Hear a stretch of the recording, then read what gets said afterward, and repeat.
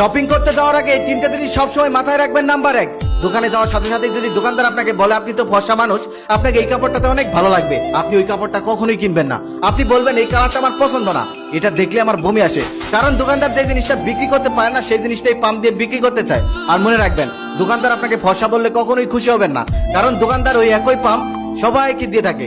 Number 2, দোকানে গিয়ে কোনো জিনিস যদি আপনার পছন্দ হয় কখনোই দোকানদারকে বুঝতে দিবেন না, কারণ সে যদি একবার বুঝে যায় এই জিনিসটা আপনার পছন্দ হয়েছে, তাহলে সে 500 টাকার জিনিসটা 3000 টাকা চেয়ে বসবে।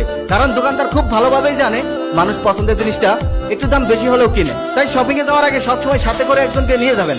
পছন্দ হলে তাকে ইশারা দিয়ে বলবেন আর আপনি বেরিয়ে আসতে লাগবেন। তখন আপনার সাথে থাকা লোকটা বলবে তুই এই পর্যন্ত 12-13টা দোকান ঘুরেছিস, এই কাপড়টা ভালো আছে, নিলে নি, না হলে আমি আর তোর সাথে নাই। তখন আপনি বলবেন আচ্ছা যেহেতু তোর পছন্দ হয়েছে দামাদামি কর, দামে বলে নিব।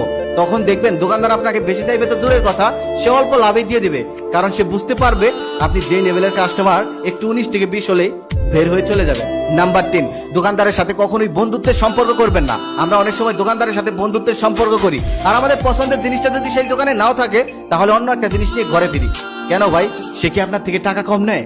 না, বরং সে আর আপনার থেকে বেশি টাকা নেয়, কারণ পরিচিত মানুষের সাথে আমরা দামাদামি করি না। তাই টাকাটা যেহেতু আপনার পকেটে, তাই 10টা দোকান দেখে একটা দোকান থেকে আপনার পছন্দের জিনিসটাই কিনবেন।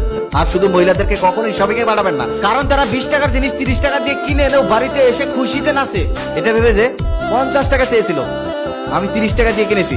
আসলে ধরাটা তারা কোথায় গায় এটা তারা নিজেরাও জানে না।